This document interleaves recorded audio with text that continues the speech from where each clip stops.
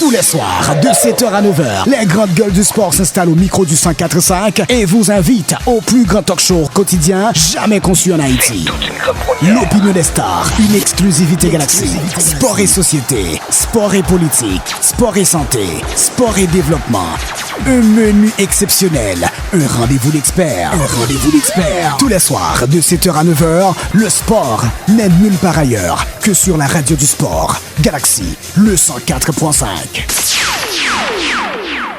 Bonsoir tout le monde, c'est encore un plaisir de vous retrouver à l'écoute de Galaxy et de notre émission du soir en route vers les stades. Comme vous le savez, nous vous informons au sujet du championnat U20 de la CONCACAF, qui est également une compétition qui donne accès qualificatif pour la Coupe du Monde de football. Et au moment où nous faisons cet enregistrement, se joue le match entre l'équipe de Guatemala U20 et l'équipe de Costa Rica U20. Le match est toujours 0-0 à la 50e minute de jeu. Aujourd'hui, il y aura un match entre une promenade de santé certainement pour la sélection mexicaine des moins de 20 ans qui affronte l'équipe d'Antigua et Barbuda. Le match se joue en ce moment et nous n'avons pas le score, mais nous vous tiendrons informés certainement lors de notre prochaine émission. Ce samedi, Cuba U20 rencontre Salvador U20. Le match est prévu pour 5 heures de l'après-midi. Je vous signale en passant que ces matchs se jouent à Mexico City, au Mexique. Donc, Cuba U20 contre Salvador U20, c'est demain à 5 heures de l'après-midi. Et puis, l'équipe d'Haïti entrera en compétition, entrera en lice un peu plus tard demain samedi, et les États-Unis contre Haïti. Ce sera un match très attendu. Il est très difficile en catégorie des moins de 20 ans de faire des pronostics dans la mesure où les équipes se préparent le plus souvent dans l'anonymat, même si elles jouent des rencontres amicales, des rencontres de préparation, des rencontres de mise en jambe. Mais ces résultats ne sont pas souvent connus du grand public. Il faudra donc attendre cette confrontation demain à 10 heures du soir, donc en fin de journée, entre les États-Unis et Canada pour savoir ce que vaut exactement cette équipe haïtienne par rapport à l'équipe américaine. À noter également un match qui opposera dimanche, plutôt dans l'après-midi à 4 heures, l'équipe de Panama des moins de 20 ans contre l'équipe du Canada. Toujours dans cette éliminatoire, dans ces éliminatoires de la Coupe du Monde des moins de 20 ans de la FIFA. Et puis dimanche soir également, à 9 heures du soir, Honduras rencontrera l'équipe de la Jamaïque. C'est pour 9 heures du soir dimanche. Il y aura d'autres matchs qui sont prévus lundi. Antigua U20, Antigua et Barbuda affrontent Guatemala U20 à 7 heures du soir lundi. Costa Rica U20 rencontre le Mexique U20 à 10 heures du soir, ce même lundi. Et puis, mardi, Haïti U20 rencontre l'équipe de Cuba. Autrefois, il n'y a pas longtemps, on aurait pu faire un pronostic. Haïti, généralement, prenait le meilleur sur l'équipe cubaine, mais on part un petit peu dans ce cas encore, on part dans l'inconnu. On ne sait pas exactement ce que vaut l'équipe cubaine et encore moins ce que vaut l'équipe haïtienne, dans la mesure où ces équipes se sont préparées totalement dans l'anonymat. Ce même mardi, le Salvador des moins de 20 ans rencontre les États-Unis, mais à 10 heures du soir. Et ce même mercredi, Jamaïque joue contre Panama le 29 juillet, donc mercredi, et Jamaïque contre Panama. Mercredi également, 29 juillet, Canada contre Honduras. Et puis, on continuera avec le calendrier. Haïti jouera le 31 juillet, donc vendredi prochain, à 5 heures de l'après-midi contre l'équipe de El Salvador. Le même vendredi, mais un peu plus tard en soirée, les États-Unis affrontent l'équipe de Cuba. Il y a donc Les qualifications sont en vue, elles sont bien lancées. Il y a une première phase. L'équipe haïtienne avait franchi cette première phase. Cette phase est plus difficile car elle donne accès directement à une place en phase finale de Coupe du Monde des moins de 20 ans. Comme vous le savez, depuis l'année dernière, la FIFA avait décidé de faire jouer les compétitions U20 et les compétitions U17 masculines et presque chaque année, histoire de donner plus d'opportunités aux jeunes de se fronter, de s'aguerrir et de progresser. Donc, deux pays, le Maroc pour les moins de 17 ans et le Qatar pour les moins de 20 ans, avaient choisi, donc, ont offert cette facilité à la FIFA. Histoire, comme on le dit, de meubler un peu plus le calendrier et pourquoi pas d'offrir des occasions d'investissement aux sponsors. En tout cas, il est important que nous ayons le groupe d'Haïti. Dans le groupe d'Haïti, donc demain samedi à 10h du soir, rappelez-nous, Haïti a joué contre les États-Unis à 10h du soir. Mardi 28 juillet, samedi demain, donc 25 juillet, mardi 28 juillet, Haïti contre Cuba. Et vendredi 31 juillet, le dernier jour donc, du mois de juillet, Salvador rencontre Haïti. Comme on dit, autrefois, on pouvait avoir une idée lorsque l'équipe avait déjà joué en 17 ans. En principe, Haïti est qualifié pour la Coupe du Monde des moins de 17 ans, mais comme on n'est pas en compétition, on n'a pas joué beaucoup de matchs et on n'a pas une idée donc de la valeur du niveau des équipes qui sont en lice. À signaler également que la Ligue des Nations de la CONCACAF, tout de suite donc après la Coupe du Monde, dans ce mois de septembre, il y aura donc la Ligue des Nations de la CONCACAF et Haïti devrait pouvoir entrer en compétition. Et le 24 septembre, donc d'ici environ un mois, Trinidad, près de 2 mois, le 24 septembre, Haïti jouera contre Trinidad. Le 28 septembre, Haïti jouera contre Costa Rica. Ensuite, le 2 octobre, Haïti joue contre la République dominicaine. Et le 6 octobre, Haïti joue contre Costa Rica. Nous retrouvons donc des adversaires habituels du football haïtien. C'est vrai que Trinidad a baissé un petit peu de niveau par rapport aux années antérieures. Costa Rica certainement aura envie de revanche, sera assoiffé de revanche. Costa Rica, c'est l'adversaire que nous avions éliminé en éliminatoire de Coupe du Monde. La République dominicaine insiste et pour la première fois, la République dominicaine se trouve en Ligue A. Et puis, dernier match contre Costa Rica. Un calendrier, si vous voulez, un petit peu plus sérieux, plus serré, plus difficile.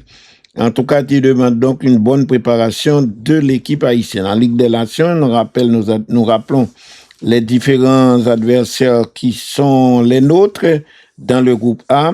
En groupe A, donc, il y a Costa Rica, il y a Haïti, il y a Trinidad, il y a Curaçao, il y a Nicaragua et République dominicaine. En principe, tous nos adversaires devraient être à notre portée pour franchir un palier, pour entrer dans la phase finale. Costa Rica, Haïti, Trinidad, Curaçao, Nicaragua, République dominicaine. Reste à savoir quels joueurs dont nous disposerons, quel adversaire comment nous allons nous préparer et bien sûr comment et l'équipe, dans quel état d'esprit l'équipe haïtienne sera après sa participation en phase finale de Coupe du Monde de football. Donc nous avons donc 2 rendez-vous majeurs. On a le 3e, c'est à la fin de l'année en Coupe du Monde des moins de 17 ans au Qatar. Haïti avait été la dernière fois, mais nous avions buté notamment contre l'Angleterre, ces matchs qui n'ont pas laissé contre l'Égypte et contre le Venezuela. Ces matchs n'ont pas laissé un très grand souvenir, mais en tout cas, on verra bien. Dans Ligue A, il faudra élever notre niveau de jeu, être bien préparé et pourquoi pas et être déterminé. J'espère que d'ici là, tous les autres problèmes découlant de la Coupe du Monde, tous les problèmes relatifs à notre participation à la Coupe du Monde auront eu une solution et que l'équipe arrivera avec sérénité, fera un bon stage de préparation et pourra donc continuer sur sa lancée, justifier son rang d'avoir pu se qualifier pour la Coupe du Monde de football. Nous serons attendus, nous serons adversaires très attendus, à nous donc de nous mettre en forme, de bien nous préparer et pour faire face à ces responsabilités. Et il y aura des matchs également dans les autres groupes. Par exemple, je sais que le Salvador devra jouer contre la Martinique, Guatemala doit jouer contre le Salvador doit jouer contre la Jamaïque et Martinique va jouer contre le Salvador. On sera donc branché, on sera certainement attentif à tout ce qui se passera dans cette compétition. Donc, on a des rendez-vous d'abord en Ligue des Nations, donc la sélection nationale senior, la sélection nationale majeure qu'on a dit, mais on a dès demain des matchs dans le cadre des éliminatoires CONCACAF de la Coupe du Monde des moins de 20 ans. Il y aura également pour la deuxième partie de cette année 2006, les éliminatoires de la Coupe du Monde et de football féminin, et en tout cas, dont la phase finale aura lieu au Brésil à partir de l'année prochaine. Sur le plan local, on n'a pas encore annoncé de compétition locale ni de travaux spécifiques pour l'équipe nationale. On espère qu'on en sera informé sous peu sur le projet, le rapport de la Coupe du Monde, le rapport des éliminatoires, mais également le rapport de la participation d'Haïti avec les primes qui ont été promises les primes que la FIFA doit verser à la sélection haïtienne. On sera à cœur de savoir comment les clubs, comment la fédération vont se mettre ensemble pour jouer, pour utiliser à bon escient cette importante somme qui nous seront versées suite à notre participation et à notre qualification à la Coupe du Monde de football. Un match quand même, une affiche qui déjà fait de la passion, la République dominicaine, qui nous avait contraints au match nul chez les filles, mais cela n'avait pas empêché à l'équipe féminine haïtienne de réaliser, de se qualifier pour le tour suivant. Mais République dominicaine, c'est en Ligue des Nations. Ça fait longtemps que nous ne sommes pas affrontés au niveau senior, mais Haïti et Dominicanie joueront ce match. Et République dominicaine, peut-être que c'est en République dominicaine, on n'a pas dit. C'est le derby de Lille, comme l'annoncent plusieurs agences, dont Haïti Tempo.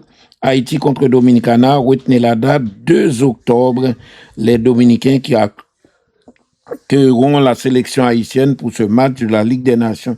C'est peut-être l'une des rares fois, la première fois peut-être que les Dominicains joueront en Ligue des Nations A, ce qui démontre à quel point nos adversaires sont en train de progresser. Nos adversaires de l'autre côté de l'île sont en train de progresser. À nous de prendre toutes nos dispositions pour relancer notre football. Je lançais un véritable cri d'alarme. Nous tous qui aimons football, nous tous qui surtout aimons pays, nous pas qu'à quitter football, nous arrêter le niveau ça. Depuis 2020, nous pas joué en 15 championnats, nous pas fait D1, nous font petit championnat. Bon, c'est mieux que rien, mais ça ne permet pas au football d'avancer parce que 3-4 matchs par-ci par-là, les groupes, il pas fait. Bon, mais l'important, le football, c'est pas les D1, c'est pas les sélections nationales, le football, c'est un tout. Donc, D2 a pas joué, D3 a pas joué. Il était question en 2001 de lancer une 4e division parce qu'il y avait trop d'équipes en D3, trop d'équipes en D2. D2 a arrivé dans 57 équipes. ce qui rendait les compétitions un peu plus compliquées et au lieu d'entrer dans pile match, il fait presque pas un match. Donc, nous pensons que, il était pensé que c'était avant de lancer le projet de la fédération était de lancer une division 4 au lieu de toute équipe qui fait fonder rentrer dans D3, il a réparti une partie dans D4, font D3, font D2. Comme ça, non seulement on a bien plus de licenciés, on a bien des compétitions un peu plus structurées, parce qu'une compétition à 56 moun, l'on pays qui est difficile, encore, nous avons un problème l'argent, il est difficile. Finalement, ou pas qu'à fond bonne évaluation réelle, parce que obligé de limiter Mathieu, vu quantité d'équipes qui est en division. Mais lorsque ils font l'autre division des 4, ils ont divisé des 3, peut-être, bah, qu'on a la quantité, ils ont mis là à l'époque, mais il faut penser à structurer. C'est montrer à quel point, et football là, prend valeur, mais il faut recommencer sur cet aspect. Sinon, comme je l'ai dit, m'a toujours tiré sonnette d'alarme, n'a plein de situation, athlétisme en 1927, 28, 29, nous t'es bail, un record du monde en son longueur, avec Silvio Cator, nous t'ai fait boxe, Haïti t'est participé en pile compétition internationale, vers les années 30-38.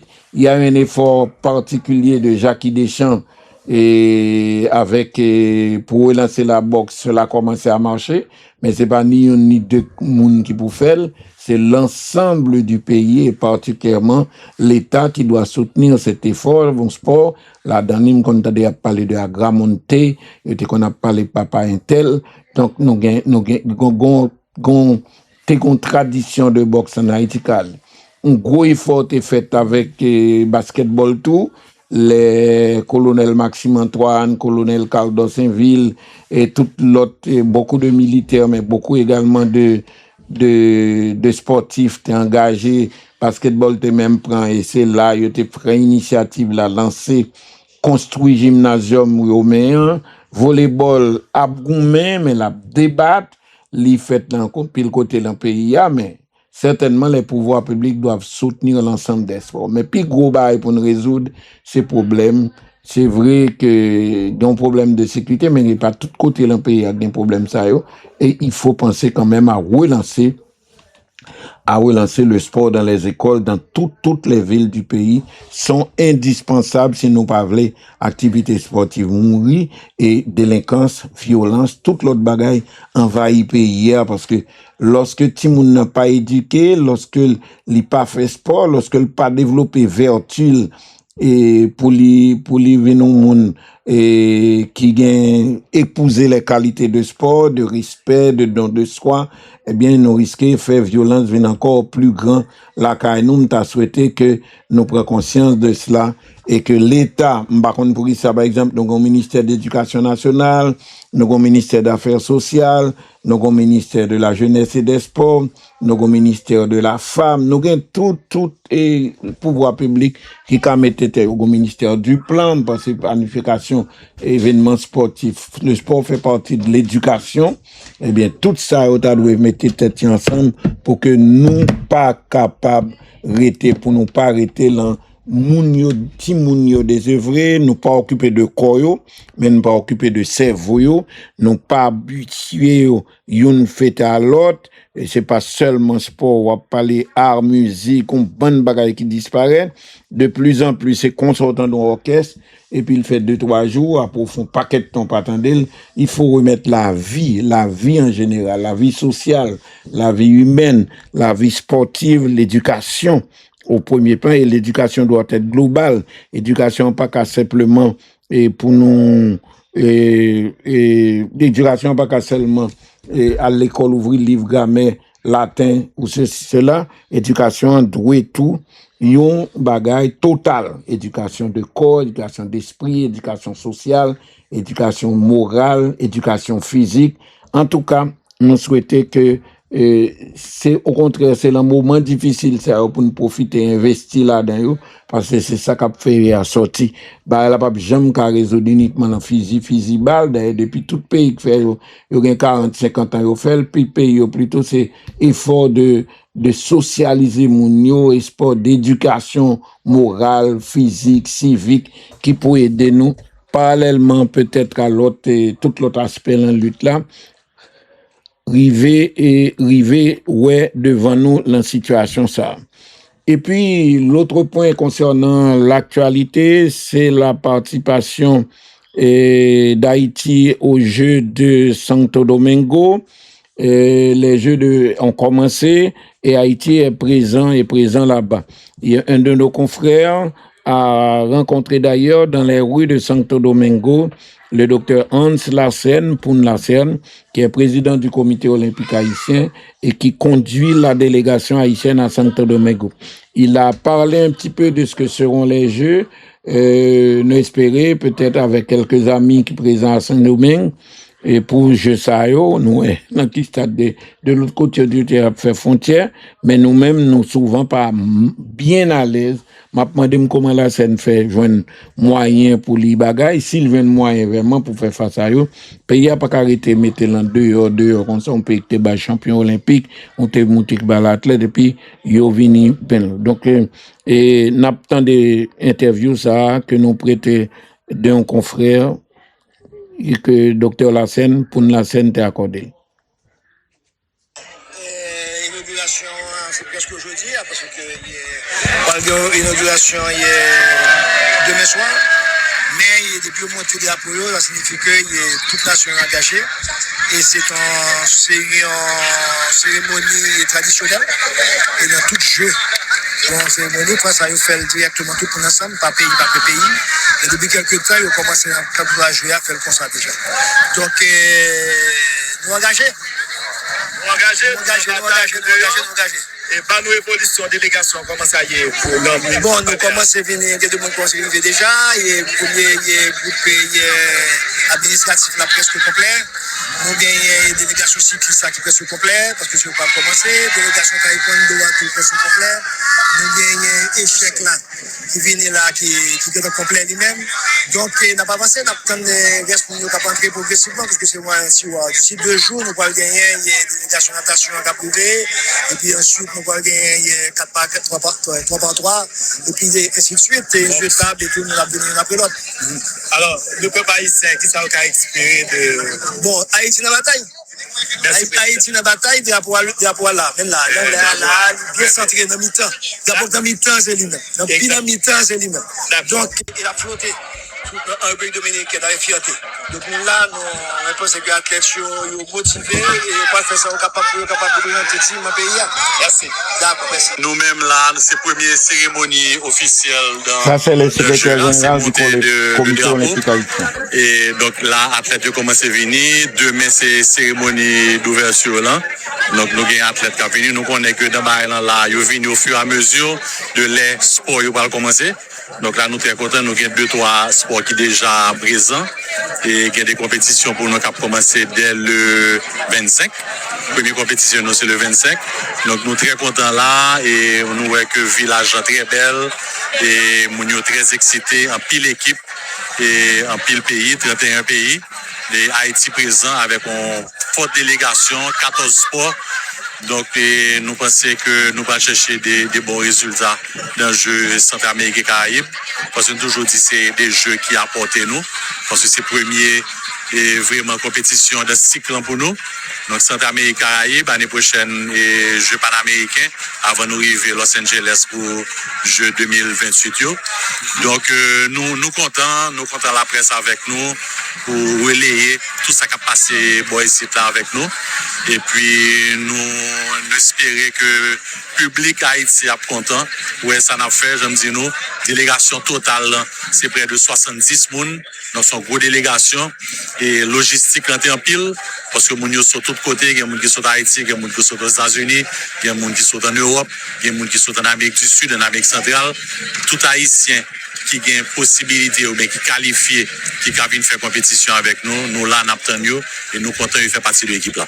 Alors, c'est désormais officiel. À qui sentiment le pays a attendre de résultats dans diverses fédérations qui n'ont participé? Bon, il y a des fédérations qui ont plus de chance que des autres. Il y a des gens qui même pensent que nous allons prendre une médaille. Et puis, pour y avoir l'autre que nous venons avec des délégations dans certains sports, et pas prendre le monde. Et nous avons une équipe basketball 3x3. Dernière fois, nous sommes venus dans le jeu Centre-Amérique, Caraïbes, c'était Salvador. Nous avons perdu en quart de finale contre le Mexique. Nous toujours songé match là 21-19. C'est-à-dire nous raté médaille là de très très peu.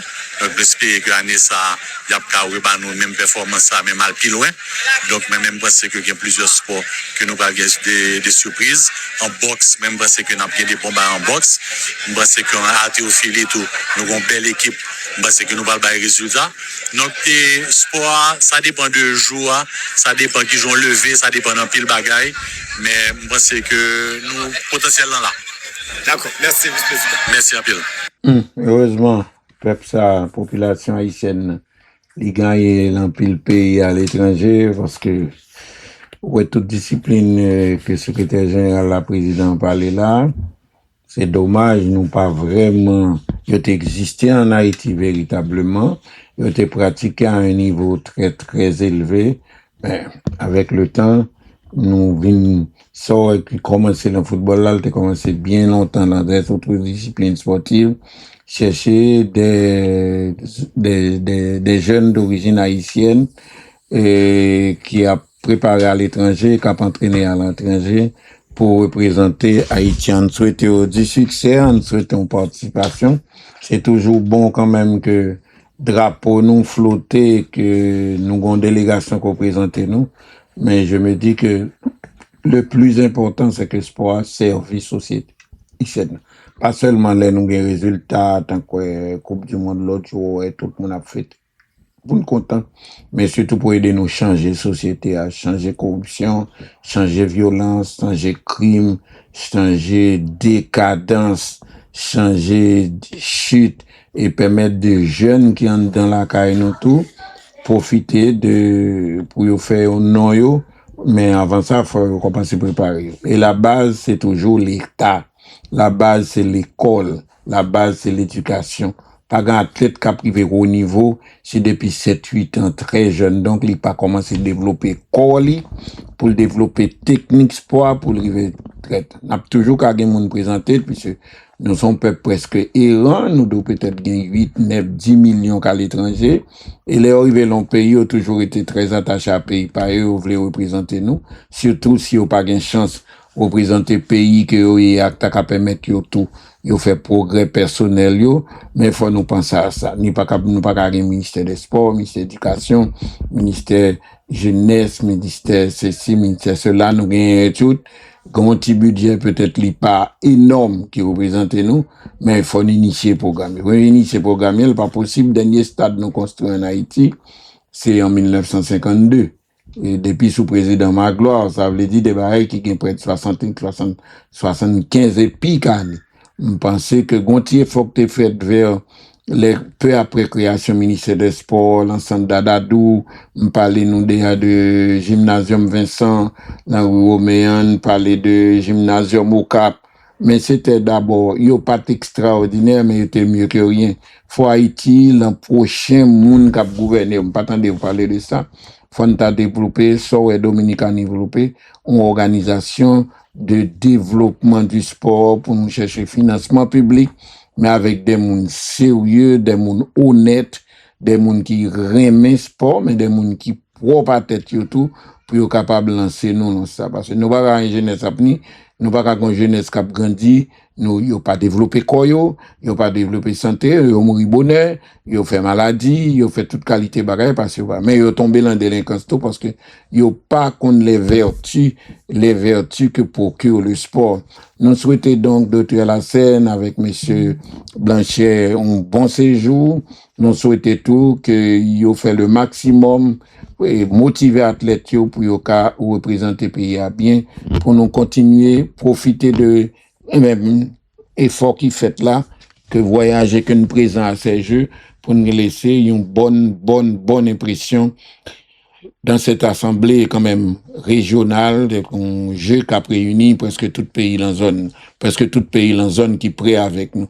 Nous souhaitons athlètes bonne chance et que motivé qu'on est que quand même de loin, mais haïtien attentif à résultat cap venir. Donc pour tes bonnes nouvelles. N'a pas une possibilité puisque nous gain en pile les amis qui fait des placements, n'a une possibilité de temps en temps ben nous idée de comment jeu a déroulé en général, comment pays a distingué et comment les athlètes haïtiens se comportent en général.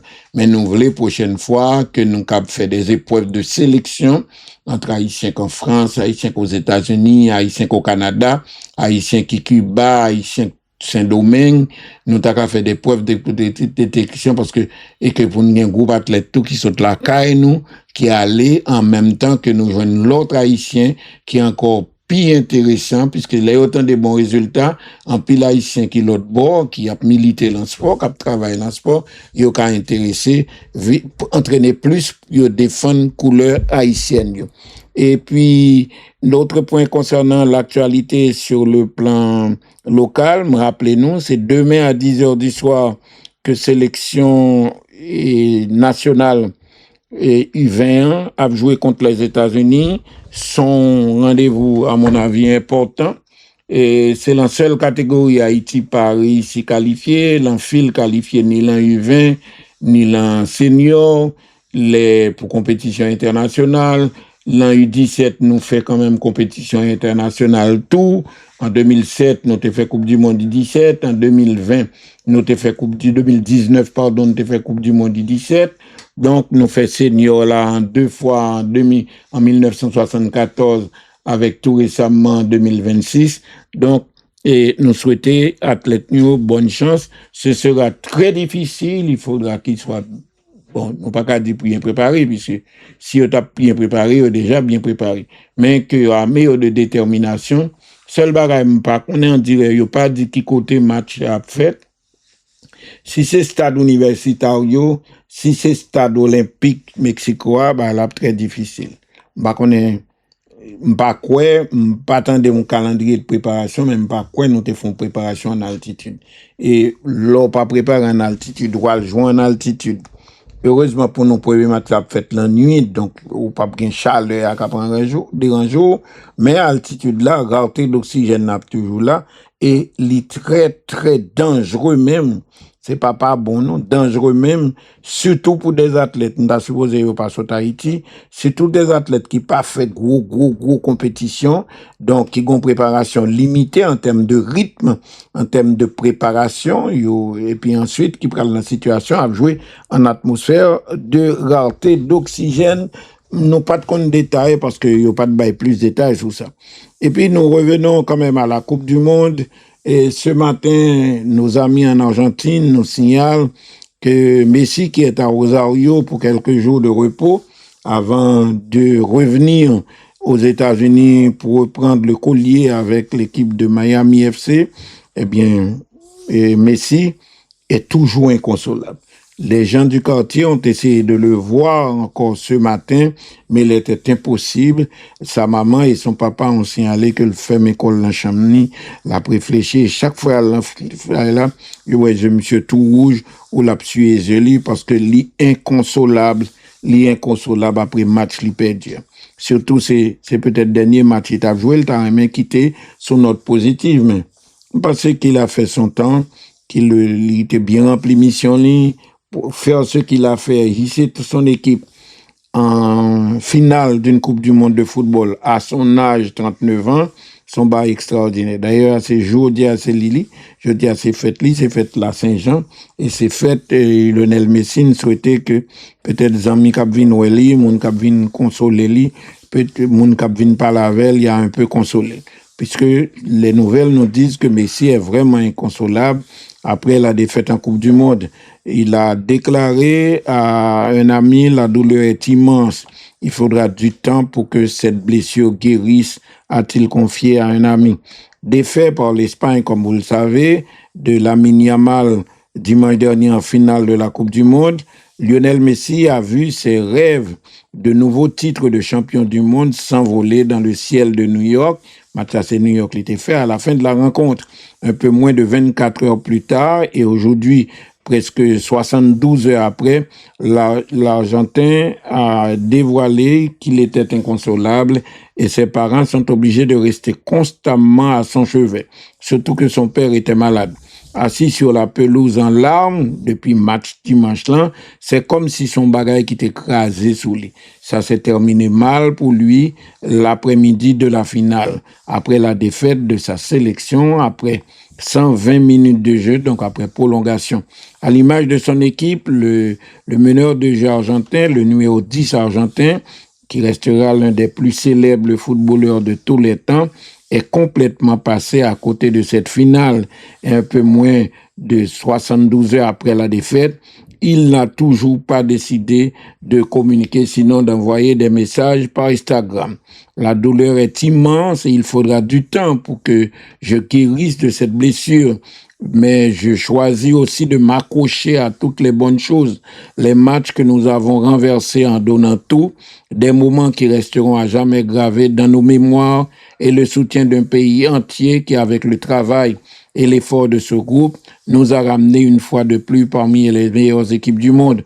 Aujourd'hui, il est difficile d'apprécier ce que nous avons accompli, mais ce groupe, notre groupe d'Argentins, a atteint 2 finales de Coupe du Monde consécutives, a-t-il déclaré avant de remercier les supporters, de féliciter l'équipe espagnole et les joueurs espagnols et surtout, pourquoi pas, de remercier les Argentins pour leur affection et leur soutien. Après Messi, l'équipe argentine est toujours très critiquée. L'entraîneur de l'équipe d'Espagne, qui était jusque-là très réservé, Luis de la Fuente, il est sorti de ses gonds hier soir et il s'est mis à critiquer l'équipe d'Argentine. C'est quelque chose d'intolérable, c'est inadmissible, on ne peut pas permettre cela. Luis de la Fuente, en effet, critique l'attitude des joueurs argentins après la finale de la Coupe du Monde. Et Luis de la Fuente, l'entraîneur de la Roja, a critiqué le comportement des joueurs argentins qui se sont emportés après la finale de la Coupe du Monde. Les célébrations passées, Luis de la Fuente, donc, le sélectionneur de l'Espagne, est réapparu dans un entretien accordé à la chaîne de télévision d'État espagnole, la TVE, Télévision Española, pour analyser à froid le second titre obtenu par l'Espagne après le titre de champion du monde de 2010. Au cours de l'entrevue, le tacticien, l'entraîneur espagnol, n'a pas laissé passer les réactions à chaud des joueurs argentins qu'il a qualifiées d'intolérables et d'inadmissibles.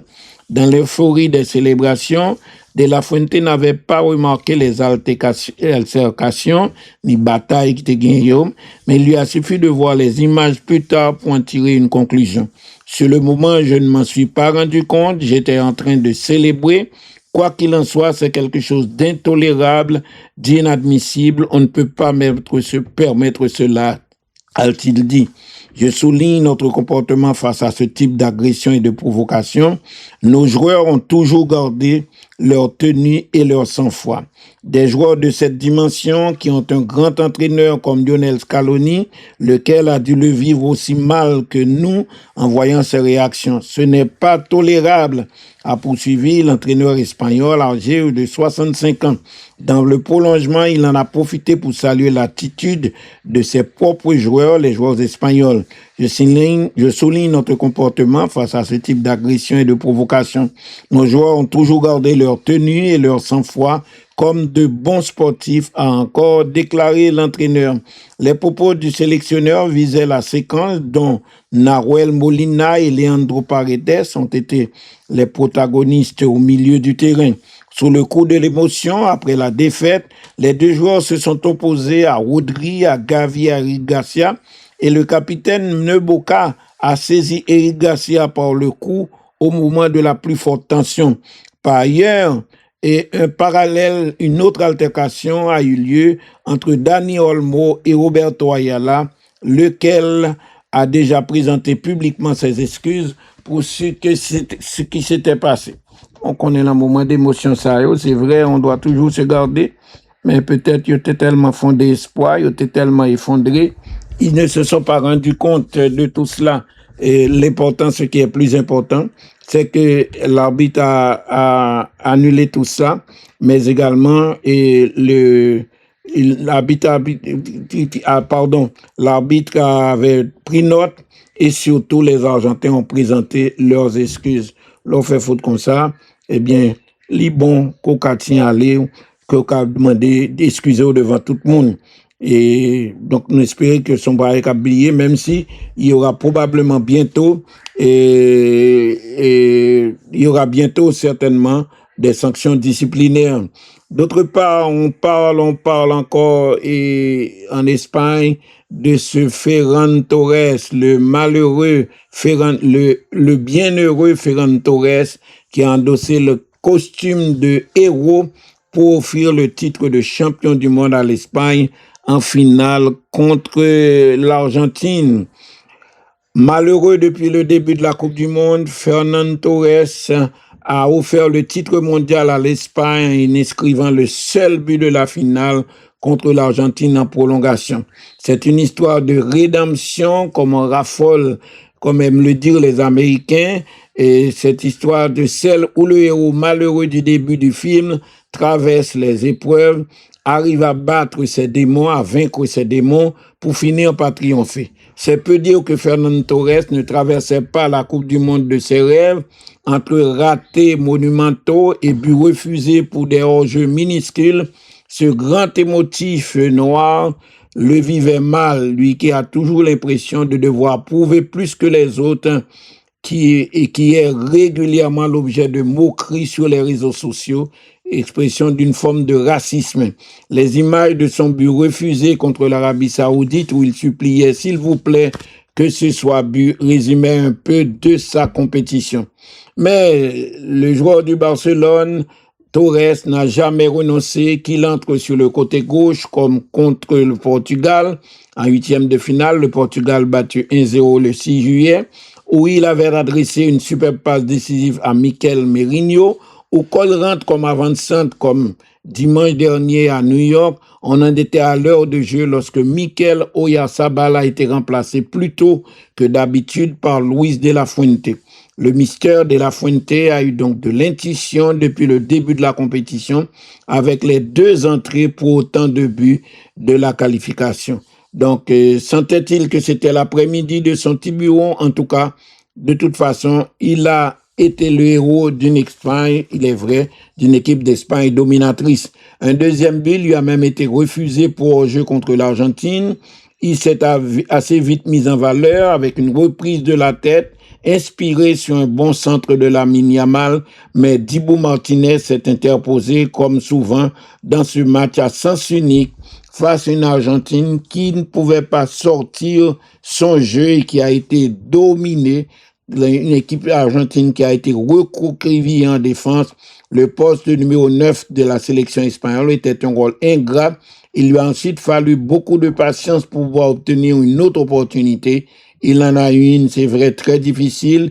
Une frappe en pivot sur un ballon dans la profondeur de Merino qui a terminé à côté. Enfin, il a été au paradis.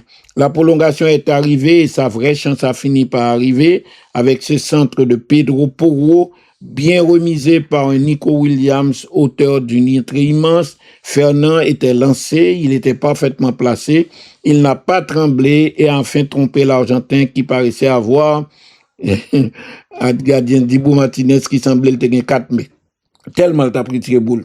En tout cas, quelques minutes plus tard, Torres a eu l'opportunité de tuer le match. Il ne l'a pas manqué, mais un infime hors-jeu l'en a finalement empêché. Qu'importe, le garçon avait déjà signé un exploit immense, imité Andrés Iniesta en 2010, qui avait donné la victoire à l'Espagne en prolongation. Le coup de sifflet final a été donné et Torres s'est effondré à genoux avant de recevoir la chaleureuse accolade d'un Oyarzabal qui avait sprinté comme jamais. Le héros donc avait vaincu. Et puis la Belgique qui avait éliminé les États-Unis est en train de préparer l'avenir. Marc Van Bommel va prendre la place de Rudi Garcia sur le banc de la Belgique. C'est Marc Van Bommel qui sera donc l'entraîneur de la Belgique. Et en effet, la Fédération belge de football a officialisé aujourd'hui la nomination de Mark Van Bommel au poste d'entraîneur des Diables Rouges. L'ancien milieu de terrain néerlandais qui succède à Rudi Garcia s'est engagé jusqu'à l'Euro 2028. Van Bommel, qui est âgé de 49 ans, devient le deuxième entraîneur hollandais de l'histoire à entraîner la sélection de Belgique après Dick Advocaat qui avait entraîné la sélection belge de 2019 à 2020. Passé sur les bancs du PSV Eindhoven, de l'équipe de Wolfsburg, du Royal Antwerp depuis le début de sa carrière d'entraîneur en 2018, l'ancien international qui a joué 79 matchs avec la sélection de Hollande a notamment marqué lors de son passage en Belgique avec le club d'Anvers. Il avait réalisé un triplé historique en remportant le championnat, la coupe et la super coupe de Belgique la saison 2022-2023. C'est un immense honneur de devenir entraîneur de la Belgique. Je tiens à remercier l'Union belge, la Fédération belge de football pour la confiance qu'elle m'accorde. La Belgique dispose de joueurs exceptionnels et d'un potentiel énorme. Le succès n'est jamais garanti, mais le travail acharné, l'honnêteté et l'engagement le sont. Nous donnerons donc tout pour aider l'équipe belge à progresser chaque jour et pour rendre les Belges fiers de leur sélection. J'ai hâte de rencontrer les joueurs, le staff et les supporters et d'entamer ensemble ce nouveau chapitre, a déclaré l'entraîneur hollandais donc, qui devient l'entraîneur de la sélection belge. D'autre part, l'Italie est toujours à la recherche d'un entraîneur. Il semble qu'aujourd'hui, on ait trouvé une solution. En tout cas, Pep Guardiola, l'ex-entraîneur à succès de Manchester City, avait, au début de la semaine, refusé d'entraîner l'Italie. Merci, disait-il, à la fédération italienne. Je suis honoré, je suis content de votre offre, mais je ne me sens pas prêt pour entraîner l'équipe d'Italie. Courtisé par Paolo Maldini et surtout par Leonardo, l'ex-brésilien, ce sont ces deux hommes qui ont été chargés de trouver un sélectionneur pour l'Italie. Pep Guardiola a réfléchi pendant plusieurs jours avant de refuser. Selon la presse italienne, Andrea Pirlo est le favori pour entraîner l'ex-meneur de jeu de Milan AC, est le favori, faute de mieux. Le duo aux commandes pour choisir l'entraîneur a appris dans la nuit d'hier à aujourd'hui par Sky Sport et la Gazzetta dello Sport et ils apprennent donc que Pep Guardiola pas d'accord que pour venir prendre équipe italienne. C'est ces deux qui sont chargés de restructurer la sélection italienne et de trouver un nouvel entraîneur. Merci, je suis honoré, mais je n'ai pas envie pour le moment, aurait déclaré Pep Guardiola par téléphone quelques jours après leur rencontre à Barcelone.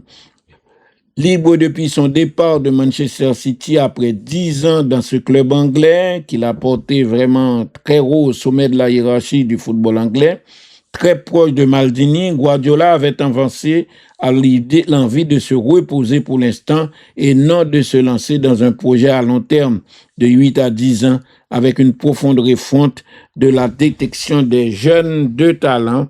Tout le monde en Italie dit c'est pour recommencer avec jeunes. Italie prend trop joueurs qui sont à l'étranger. Ils ont négligé club, ils ont négligé académie. Et c'est ça que fait Italie sous 3 coupes du monde déjà. 3 coupes du monde, il pas réussi qualifié. De toute façon, Pirlo, malgré tout, reste favori de circonstances. Maldini et Leonardo ont d'ailleurs reconnu la nouvelle à demi-mot après une conférence de presse après une réunion avec les clubs de la Serie A. Vous avez identifié l'une des cibles, mais nous n'ayons pas à avoir également discuté avec Carlo Ancelotti avant de parler à Pep Guardiola. Nous avons checké Ancelotti, il ne dit pas intéressé. Il parle à Pep Guardiola, il ne dit pas intéressé. Il nous a semblé logique de commencer par le meilleur au monde. Ensuite, nous devons vérifier sa disponibilité à évoquer Maldini.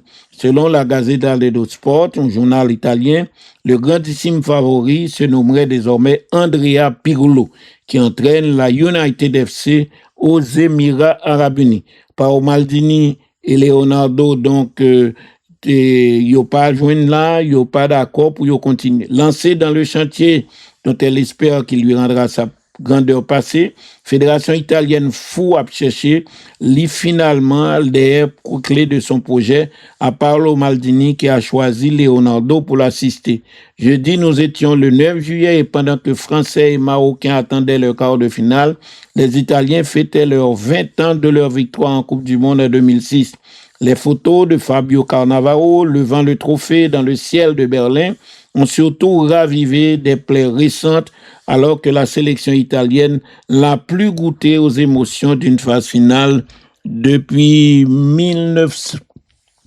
2014. Comme en 2017, comme en 2020, les dirigeants italiens ont ressorti les discours sentencieux en mars quand l'Italie a vu s'envoler sa chance de qualification face à Bosnie-Herzégovine qui est éliminée.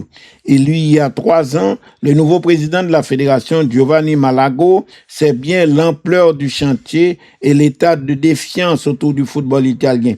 Il ne s'y est pas trompé, il fallait un nom, il fallait des compétences et il a tout de suite pensé à Paolo Maldini. Pas grand monde sans doute n'écarte aussi bien la grandeur du football italien que l'ancien arrière de capitaine de Milan AC, qui a remporté 26 trophées avec son club et qui a joué 126 sélections avec la sélection italienne. Comme dirigeant aussi, Maldini, qui est aujourd'hui âgé de 58 ans, a montré son savoir-faire quand il a été nommé directeur technique du Milan AC en 2019.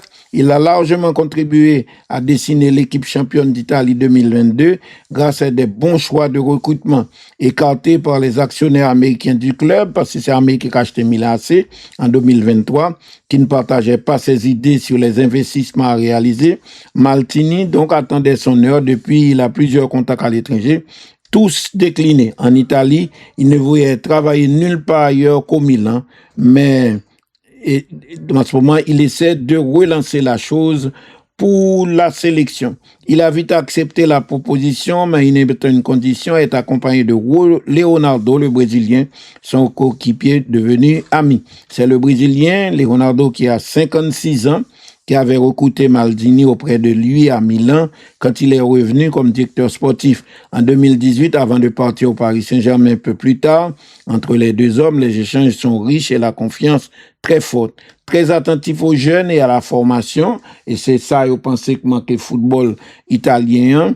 Maldini a des idées sans doute, lui qui a échangé plusieurs fois avec Oliver Bierhoff, l'ancien avant-centre de Mönchengladbach, son ancien coéquipier qui a rempli le même rôle en Allemagne.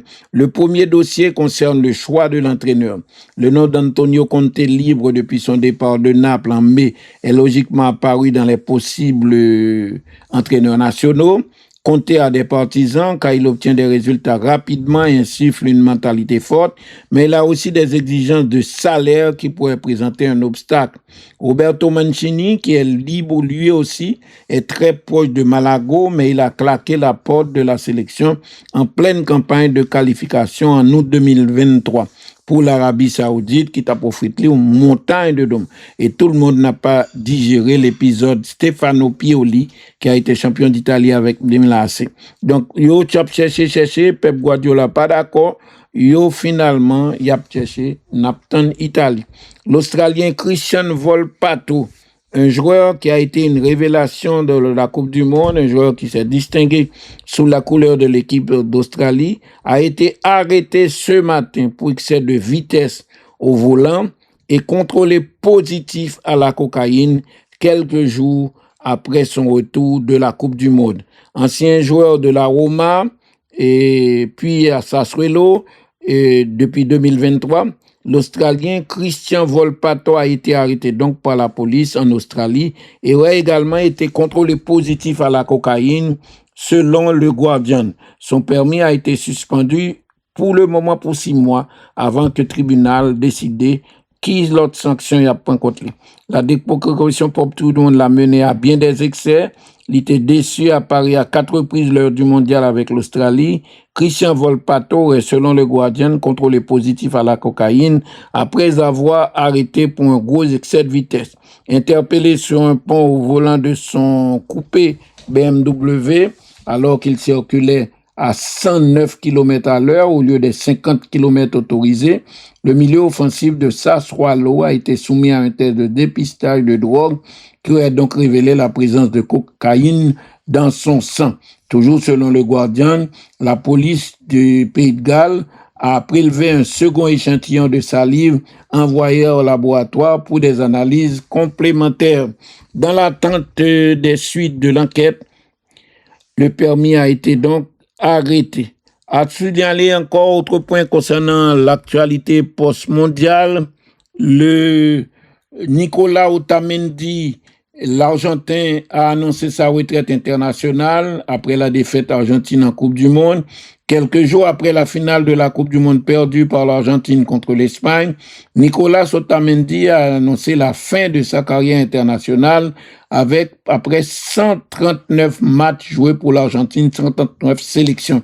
Le défenseur Otamendi, monsieur Guinlage, a 38 ans et a publié une longue lettre d'adieu dans laquelle il a su avoir tout donné pour mon pays, pour l'Argentine et pour l'Albiceleste. Une page de l'histoire de la sélection argentine se tourne. Quelques jours après la finale de la Coupe du Monde perdue face à l'Espagne, Nicolas Otamendi a annoncé donc hier, la fin de sa carrière après 17 ans passés à jouer pour la sélection argentine. Dans un message publié sur les réseaux sociaux, le champion du monde 2022 revient d'abord sur son rêve d'enfant. Depuis tout petit, je rêvais de porter le maillot de la sélection argentine. Cela a été le plus grand privilège que le football m'ait offert. Je l'ai défendu avec toute mon âme, avec fierté et avec la responsabilité de savoir ce que la représente pour des millions d'Argentins, écrit-il, avant d'évoquer sa dernière apparition disputée donc lors de ce mondial 2026. Le résultat n'a pas été celui que nous espérions, mais je parle la tête haute, convaincu que ce groupe s'est bien battu jusqu'à toute la dernière seconde et que nous avons tout donné pour l'Argentine. Le défenseur, qui est âgé de 38 ans, a su quitter la sélection avec la certitude d'avoir tout donné. Il a adressé un hommage appuyé aux supporters. Merci pour votre amour inconditionnel, Argentin comme moi, pour chaque drapeau, pour chaque chant, pour chaque encouragement et pour chaque message. Vous avez fait en sorte qu'à chaque fois que retentissait l'hymne argentin, nous n'étions pas 11 joueurs sur le terrain, mais des millions à défendre un même rêve, l'honneur et la gloire de l'Argentine. Champion du monde en 2022, finaliste en 2026, le défenseur conclut sa lettre publique avec émotion.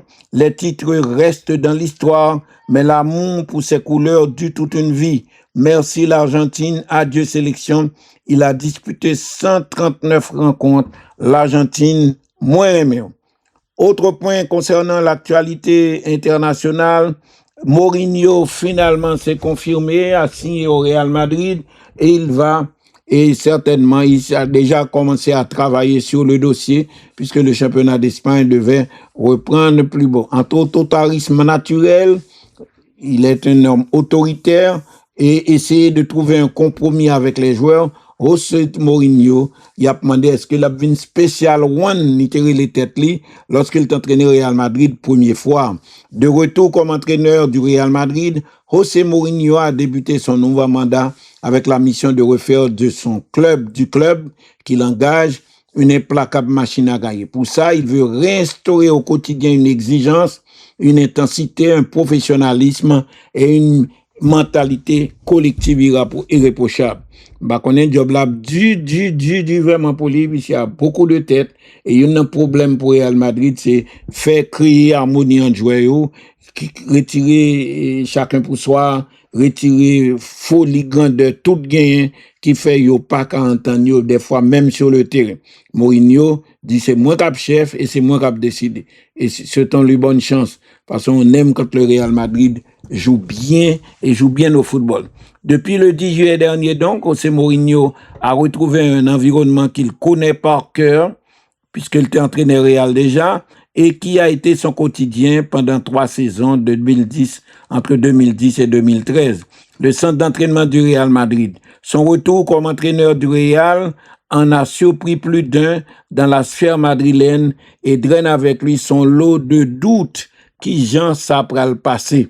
À ses détracteurs qui soutiennent que c'est un manager dépassé, trop grand monde, le Portugais pourra faire l'analogie du comeback tout aussi inattendu de Carlo Ancelotti à la tête du Real en 2021. Joué lui aussi périmé, l'Italien a connu une seconde étape merengue bien plus florissante que la première, puisque l'IT fait un pile bon résultat.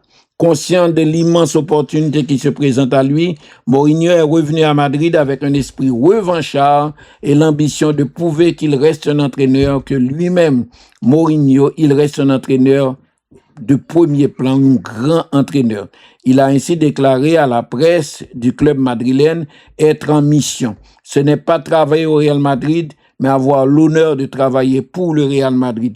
Je suis ici pour aider tout le monde à être meilleur et créer une culture de travail, de responsabilité et surtout d'ambition.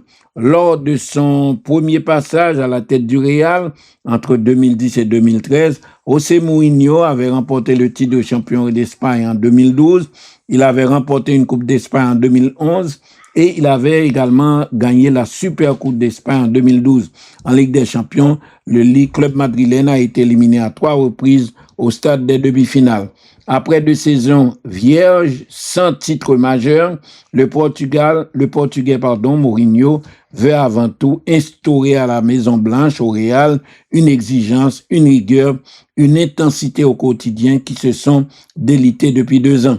Le manque d'implication des joueurs madrilènes à l'entraînement, joueurs pas défoncés tellement, et ont été identifiés par les dirigeants et par les staffs précédents comme l'une des raisons de leurs résultats un peu décevants. En tout cas, le niveau d'exigence pour le Real Madrid est très élevé. Cette volonté de rétablir plus de professionnalisme se vérifiait depuis la reprise depuis la reprise des entraînements au Real lundi dernier. Les séances sont dures avec énormément d'intensité, a signalé un journaliste espagnol. Le niveau d'exigence est très élevé, alors que la plupart des joueurs arrivaient seulement à une demi-heure ou à un quart d'heure avant le début des entraînements. Ici sont pointés avec quasiment 2 heures d'avance la semaine dernière. Souvent décrits comme autoritaires et durs, et spécial Juan Mourinho n'entend pas déroger à ces principes, mais part dans l'esprit de management plus consensuel avec l'ambition de faire adhérer ses joueurs à ses idées et non pas de les imposer de manière unilatérale. Il voulait discuter à jouer. Pour rendre le Real Madrid plus compétitif, comme il était parvenu lors de ce premier passage, Mourinho a érigé des chantiers prioritaires. Retrouver une solidité défensive qui fait défaut au Real depuis 2 ans. Réinstaurer une plus grande discipline tactique et une mentalité collective irréprochable, avec des joueurs prêts à courir, se battre et se sacrifier pour l'équipe. Ce qu'il a analysé comme les principales carences de l'effectif du Real Madrid, c'est d'être optique que Rodri, actuellement à Manchester City, et sacré meilleur joueur de la Coupe du Monde, est très courtisé. Il envisage également de faire appel aux Français aux listes du Paris Saint-Germain. Au vu du rendement et des prestations de Jude Bellingham lors de la Coupe du Monde avec l'Angleterre, il t'entend aussi replacer Bellingham en soutien plus près de l'avancante, car l'une de ses principales missions sera de résoudre la difficile équation tactique pour rendre enfin complètement le trio offensif Mbappé, Vinicius, Bellingham vraiment efficace. Ce sont de grands joueurs et je ne vois pas pourquoi le Real ne pourrait pas réaliser de gros résultats avec ce trio Mbappé, Vinicius, Bellingham, à moins que le Brésilien ne serve de variable d'ajustement dans le recrutement espéré du Français Michael Olise. Pour l'instant, ses 3 prédécesseurs, Ancelotti, Xabi Alonso et Alvaro Arbeloa ont tous échoué. C'est sûrement là qu'on verra si Mourinho est toujours le spécial one. Et puis, Zidane est officiellement l'entraîneur de l'équipe de France. Le contrat a été signé avant l'application de la loi, une loi qui fait sortir en France, qui fixe ses salaires à 450 000 euros. Zidane était signé avant. Il parle en ça, il a payé Kobli Jean Livlil. Comme son contrat vient d'être signé et que les décrets d'application de la loi sur le gouvernance du sport ne sont pas encore publiés, la Fédération française de football ne va pas demander dérogation là pour Zidane comme que le mandat. La Fédération française a pris 2 vitesses. L'État qui t'a pas publié décret, mais il a signé un contrat avant et le pape Cabroué un contrat que le signe. En tout cas, balait pas mal de sujets et le 8 juillet, la commission donc pensait ça. Il est possible d'aller au-delà avec une dérogation du ministère des Sports, mais cette étape ne sera pas nécessaire puisque il a déjà signé avec elle et d'après monde qui dit qu'on est coblié, mais il pendant le cob il était besoin. La fédération a en effet en pile cob des ressources très importantes qui ne dépendent pas du ministère des Sports. Nous n'avons cob pas nous, n'a monsieur cob li besoin.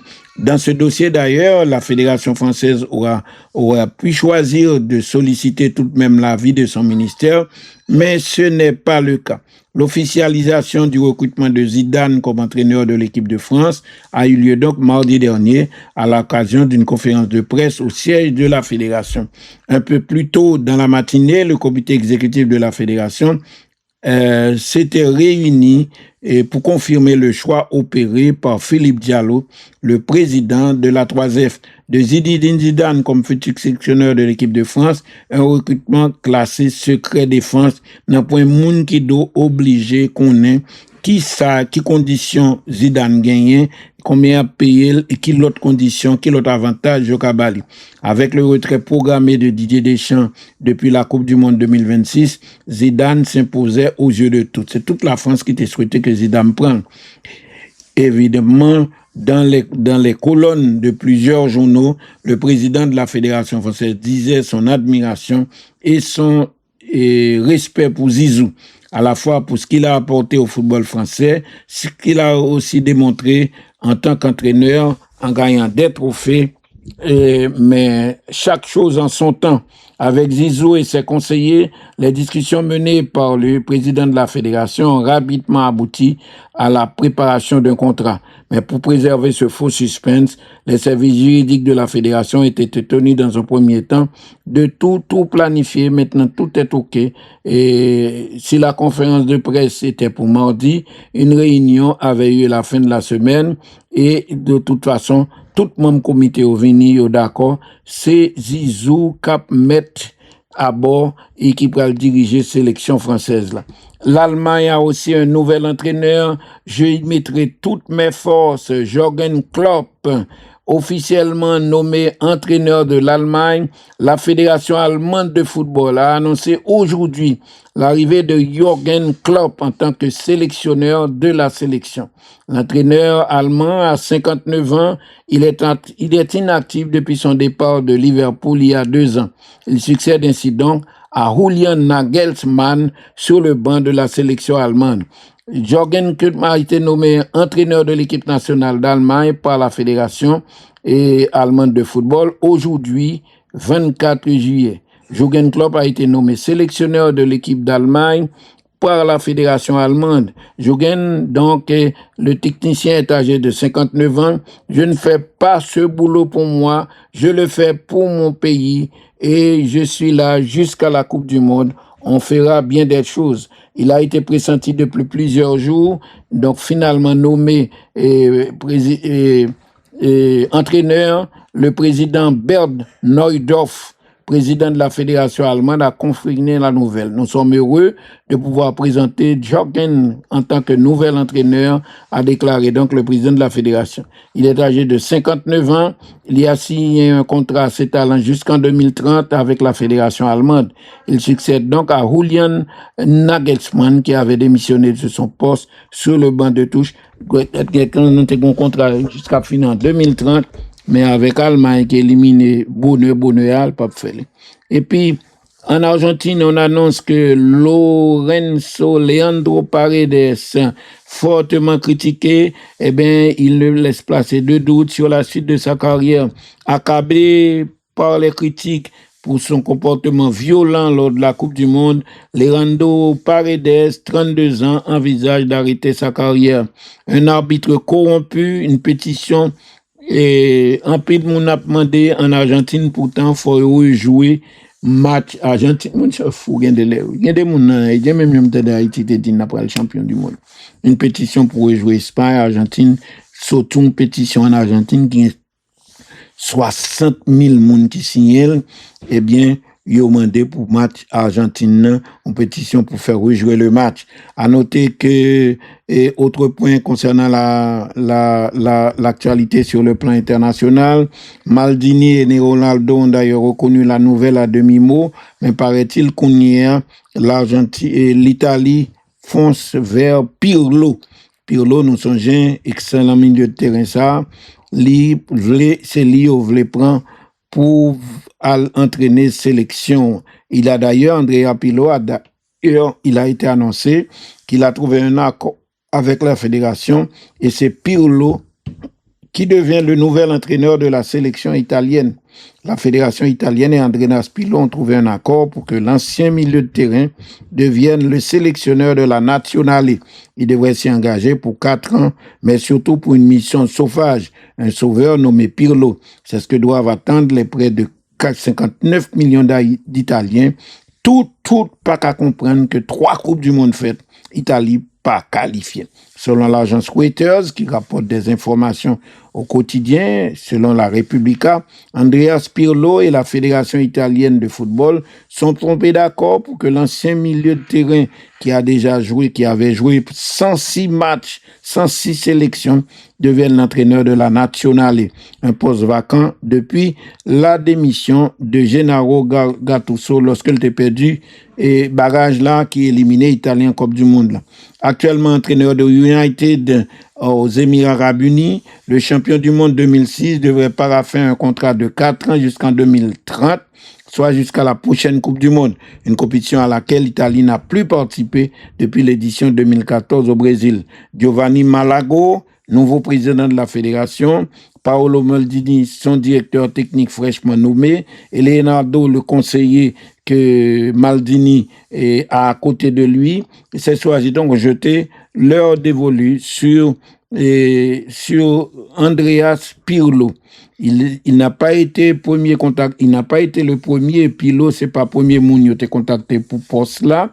Carlo Ancelotti, qui est en contrat avec Brésil, il était refusé off là.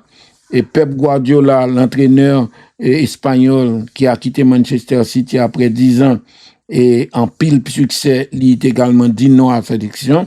Je n'aime pas, si je n'aime plus la Nazionale ou si je n'aime plus le football, l'histoire de désamour du peuple italien pour sa sélection italienne, il est estimé en pile moun en Italie, avec pile défaite, une derrière l'autre pour la sélection, en pile moun perdu intérêt pour football. Au contraire, certains journalistes ont même noté que moun yo plus intéressé à tennis ou à course automobile pour de nombreux Italiens.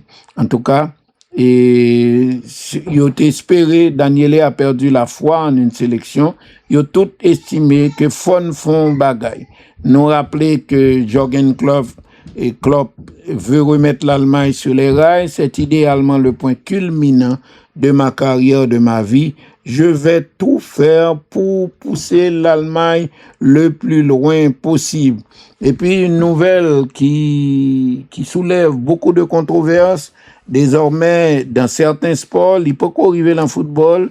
Nous songez, ça a été souvent soulevé dans FIFA, à savoir la compétition féminine avant, puis on fait test de féminité pour Mounio. Le ministère des Sports en France a installé des variations de développement et d'intersexuation. Désormais, le Comité olympique international a décidé tout athlète qui a participé dans les Jeux de Los Angeles en 2028, puis on fait test de féminité.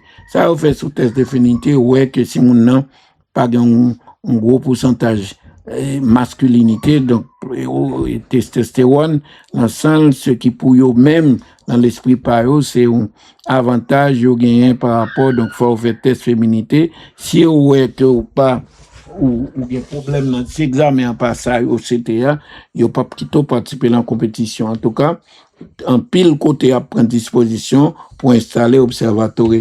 Je me rappelle, ce problème avait été posé lors d'une réunion de la FIFA en prévision de la Coupe du Monde 2018 auquel Haïti avait participé. Mais nous avons trouvé que le système ça, il était un petit côté qui est injuste. Imagine, ou pas d'installation ça, la caille, ou pas qu'à faire test ça, ou pour un petit monde nous fait l'entraîner pendant des années, et puis, l'arrivée la veille compétition, ou elle fait test pour lui, et puis, il dit qu'il n'est pas éligible pour la compétition ça. Deuxièmement, je pense que le monde n'a pas choisi. Si son monde qui prend hormone, elle prend testostérone, pour le cas venir plus force, pour le cas venir plus gros, même jeune garçon, je pense au cas fait. Mais si monde n'a fait comme ça, avec, qu'il fait comme ça, avec malformation ça congénitale, c'est difficile pour me comprendre pour la veille en compétition pour mettre le dehors et pour dire pas qu'à jouer. En tout cas, c'est un rapport lui retourner avec lui, mais football t'es toujours pas d'accord faire ça, mais il a annoncé que pour les Jeux de Los Angeles, pour un test de féminité, c'est-à-dire sous athlète fille pour faire test pour voir si au fille si au pas garçon. Par contre, comme organisation famille pour répéter, il a trouvé que son avantage trop pour n'a gagné lorsqu'il gagne plus part de masculinité, lorsqu'il gagne tout pareil ça yo, et puis il a compétit avec femmes, il a un avantage sur eux, ça pour eux ça fait ça un avantage qui n'est pas correct. Donc mais ça fait débat toujours parce que ou pas si moun n'a fait comme ça ou pas qu'à condamner s'il fait comme ça ou pas qu'à condamner. Donc en tout cas n'a suivi comment ça a évolué et peut-être il y aura suffisamment de gens à la FIFA pour faire comprendre raison l'homme son bail c'est naturel les gains très difficile pour pénaliser pour ça parce que le gain un problème de plus testostérone ou dit ou condamner pour ça. En tout cas, il a annoncé comme nouvelle une plainte déposée par une ONG Fair Square contre le président de la FIFA Gianni Infantino a été rejetée par le Comité international olympique. L'ONG britannique Fair Square avait déposé une plainte contre le président de la FIFA Gianni Infantino auprès du Comité international olympique, le CIO, reprochant un manque de neutralité. L'instance a jugé que la réclamation était hors de son champ d'action et l'a rejeté. Un coup dans l'eau. La plainte de l'organisation non gouvernementale britannique de défense des droits humains, Fair Square, qui visait Gianni Infantino, a été rejetée par la commission d'éthique du Comité international olympique. Mi-juillet, l'ONG avait annoncé qu'elle allait saisir le Comité international olympique en raison des violations répétées de la neutralité politique du président de la FIFA, qui a régulièrement affiché sa proximité avec le président américain Donald Trump, mais jusqu'à faire l'éloge de sa politique intérieure. Or, elle n'a pas été acceptée la plainte par l'instance olympique. La commission d'éthique du CIO a constaté que conformément à la charte olympique, chaque fédération internationale garde son indépendance et l'autonomie de sa gouvernance. C'est ce qu'a indiqué un porte-parole du CIO avant d'ajouter qu'en conséquence, la plainte est hors de la juridiction de la commission. Début juillet, Fair Square avait déjà annoncé saisir la commission d'enquête du CIO pour dénoncer les liens entre Infantino et le président américain. Le prix FIFA de la paix, décerné à Trump en décembre 2025, est au centre des revendications de l'ONG. L'instance mondiale du football et le président Infantino sont un peu plus donc dans l'heure du cyclone, cette plainte s'ajoutant à celle que la fédération norvégienne va déposer qui vise l'intervention du président Donald Trump dans l'affaire Balogun. On n'est pas prêt donc pas prêt de finir avec tous ces remous concernant le président Gianni Infantino et les récentes décisions prises par le président de la FIFA. Je vous remercie, chers amis, d'avoir passé ces minutes en notre compagnie. J'espère vous avoir apporté les informations que vous souhaitiez connaître. Nous souhaitons nous passer un bon week-end. De temps en temps, bien sûr, le sport ne dort jamais sur Galaxy. De temps en temps, quand des nouvelles nous arriveront, nous ne manquerons pas de vous informer. Et je souhaite bonne chance à l'équipe nationale des moins de 20 ans qui va jouer qui a un rendez-vous très difficile et très important, un match contre les États-Unis demain soir à 10h du soir. Espérons que le succès sera au rendez-vous. Bon week-end à vous tous et surtout aux amis qui ont fêté à souhait à Plaine du Nord, qui ont commencé fête champêtre à souhait à Plaine du Nord, demain limonade et après-demain dimanche encore limonade. Nous souhaitons amuser bien, pas faire violence, m'amusez-vous bien et puis chéri orchestre, nous, chéri Tropicana. Tous les soirs, de 7h à 9h, les grandes gueules du sport s'installent au micro du 104.5 et vous invitent au plus grand talk show quotidien jamais conçu en Haïti.